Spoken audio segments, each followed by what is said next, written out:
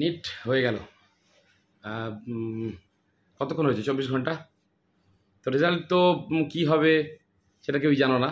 তো মানে পরীক্ষা ভালো হয়নি। ম্যাক্সিমাম যারা ফোন টোন করছে অনেকে কথা বলছে পরীক্ষা ভালো হয়নি। মানে 720 পেয়েছিল গত বছর তো বেশ কয়েকজন, যার জন্য এই বছর একটু বাঁশটা দিয়েছে আর কি।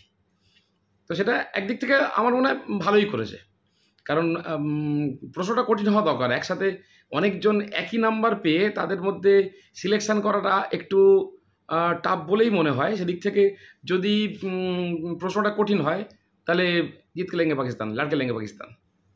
মানে আমি আমার লড়াইটা আমি নিজেই লড়ে নেবো। অর্থাৎ রেজাল্ট কী হবে তার জন্য এখন তো অনেকে ভাবছে যে পরীক্ষাটা ভালো হলো না, কি আরে তোমার একার তো খারাপ হয়নি রে বাবা, খারাপ তো হয়েছে সবার।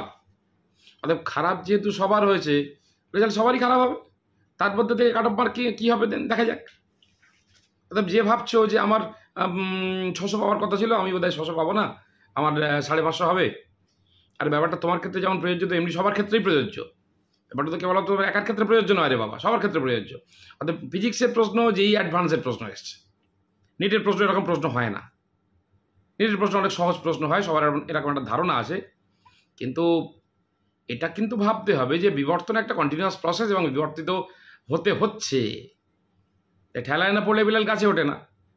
সমস্যা তৈরি হয়েছে যে একই নাম্বার পেয়েছে বেশ কয়েকজন, তাদের মধ্যে সিলেকশনটা কীভাবে হবে? অর্থাৎ প্রশ্ন তো কঠিন হবেই, যতদিন যাবে কম্পিটিশান তো বাড়বেই। এটা তো স্বাভাবিক ব্যাপার, খুব স্বাভাবিক ব্যাপার। অর্থাৎ তাদের মধ্যে থেকে তোমাকে নিজেকে বের করে নিয়ে আসতে হবে আর কি। তো পরীক্ষা খারাপ হয়েছে মানে তোমার একার খারাপ হয়েছে ব্যাপারটা এরকম নয়, পরীক্ষা সবারই খারাপ হয়েছে। তাদের মধ্যে থেকে তুমি যদি সিলেক্টেড হতে পারো খুব ভালো কথা। কিন্তু এর পরে যে প্রশ্নটা চলে আসছে যে সিলেকশন হবে কি হবে না, নির্বাচিত হবে কি হবে না, সেটা রেজাল্টই বলে দেবে লাস্ট অফ অল। কিন্তু তার জন্য কি রেজাল্টের জন্য বসে থাকবে নাকি? যে আগামী বছর এরকম সময় আবার পরীক্ষা হতে যাচ্ছে, তার জন্য নিশ্চয়ই এখন তুমি বসে থাকবে না। Prepare your self for next exam. অর্থাৎ তো তোমার নিজের লড়াইটা তো নিজেকে লড়তে হবে রে বাবা। আমি ধরে নিচ্ছি যে আমি আগেরটা পাবো না, অতএব তার প্রিপারেশান কি আমি রেজাল্ট বেরোনোর পরে নিশ্চয়ই করবো না, এখন থেকে শুরু করে দাও। অন্যদের থেকে তোমাকে এক কদম এগিয়ে থাকতে হবে, এটাই তো মোদ্দা কথা। চান্সটা আমাকে পেতে হবে। প্রত্যেকে নিজের লড়াইটা নিজে লড়বে, অতএব চান্সটা তোমাকে পেতেই হবে এনি হাউ। তোমার চান্স পাওয়ার উপরে তোমার ফিউচার ডিপেন্ড করে আছে। মানে ব্যাপারটা কি, রেজাল্টটা ভালো হলে তো তোমারই ভালো হবে না? অতএব আমি বলবো, বাবা বলবে, মা বলবে, টিচাররা বলবে, ব্যাপারটা এইরকম পর্যায়ে যেন না যায় যে চান্সটা পেলে তো তুমিই পাবে, লোকে বলবে অমুক পেয়েছে। অতএব নিজের রেজাল্ট ভালো হওয়ার জন্য, নিজের ভবিষ্যতের জন্য নিজের লড়াইটা করো, তার জন্য নিজেকে প্রিপেয়ার করো। এবং শুধু তাই নয়, এখন যেহেতু ভেবে নিলে নয়, প্র্যাকটিক্যালি বুঝতে পারলে যে প্রশ্নটা টার্ন নিচ্ছে কোন দিকে। বিবর্তন, মানে লাইফ সায়েন্সের টিচার হিসেবে আমি তো অবশ্যই বলবো এটা বিবর্তন চলছে।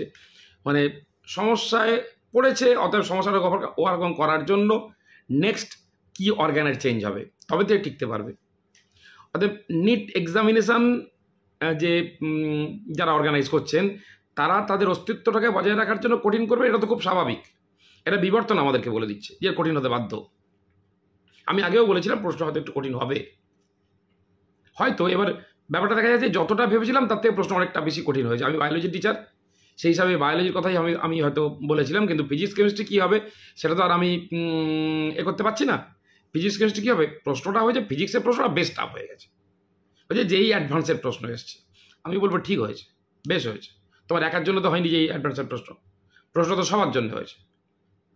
অর্থাৎ তুমি পরের বছরের জন্য নিজেকে প্রিপেয়ার করে যে পরের বছর এরকম প্রশ্ন এলে তুমি যাতে অ্যান্সারটা করতে পারো, চান্সটা তোমাকে পেতেই হবে এনি হাউ। তার জন্য প্রিপারেশান এখন থেকে শুরু করো। কাল করার যে আজ করো, আজ করার যে এক্ষুনি, ফ্রম টুডে নয়, from this time you try to prepare yourself. যদি তুমি প্রিপারেশান করতে পারো তাহলে রেজাল্ট নিশ্চয়ই তোমার ভালো হবে। শেষ হাসিটা কে হাসবে? তুমি হাসবে শেষ হাসিটা। অর্থাৎ তার জন্য প্রিপারেশান শুরু করে দাও আজকে থেকে নয়, এখন থেকে। এবং নিটের বায়োলজির প্রশ্ন ধরে নিচ্ছ এই বছর, ধরো ফিজিক্সের প্রশ্নটা কঠিন হয়েছে, পরের বছর যে কেমিস্ট্রি প্রশ্নটা অ্যাডভান্স লেভেলের প্রশ্ন আসবে না কে বলতে পারে। নিটের প্রশ্নটা আরও কমপ্লিকেটেড হবে না কে বলতে পারে। অর্থাৎ ভাবো যে ম্যাক্সিমাম হার্ডেস্ট টাফেস্ট কোয়েশ্চেন, তুমি সব থেকে কঠিন প্রশ্নের সম্মুখীন হচ্ছ, তার জন্য না এইরকম ধরনের প্রশ্ন আসবে না। অনেকে এরকমই বলে যে না এগুলো তো আসে না। আরে আসে না, আসতে কতক্ষণ, এসে গেলে তুমি কি করবে? না হয়ে গেলে তারপরে নাকি precaution is better than prevention. কিছু কিছু রোগ আছে না যেগুলোতে প্রিকশন ছাড়া উপায় থাকে না। জলাতঙ্ক যদি প্রিকশন না নাও তোমাকে কিন্তু কিচ্ছু করার নেই, তুমি মরতে বাধ্য, মরবেই মরবে। অতএব আসবে না, হবে না, এটা বুঝতে পারলে আজকের এই বছরের পরীক্ষা থেকে তুমি নিশ্চয়ই বুঝতে পারলে যে কি হতে যাচ্ছে। অতএব বিবর্তন শুরু হয়েছে, নিটের বিবর্তন শুরু হয়েছে। এবছর কেমিস্ট্রি ফিজিক্সটা টাফ হয়েছে, পরের বছর কেমিস্ট্রি টাফ হবে, তারপর বছর সবগুলোই টাফ হবে। অর্থাৎ বইটা খোলো, রুটিন করো নিজে নিজে, এবং তার জন্য প্রিপারেশন শুরু করে দাও। You will be the next winner.